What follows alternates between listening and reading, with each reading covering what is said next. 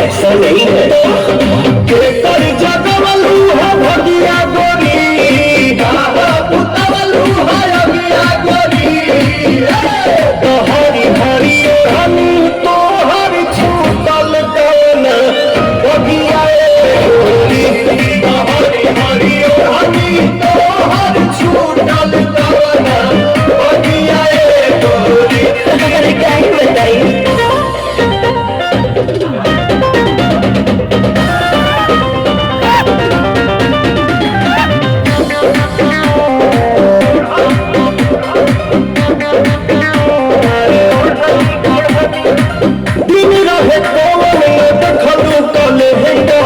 कलू बगन में जवानी सरेंडर के ले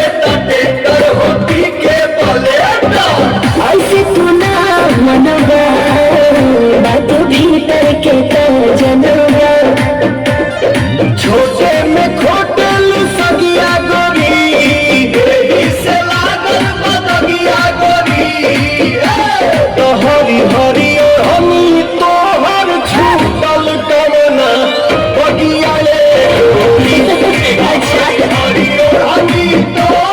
छूटल कवना बगिया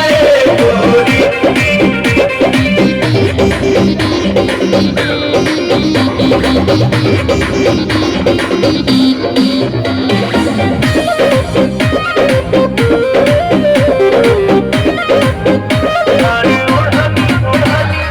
अंशु से देखावे तुम्हार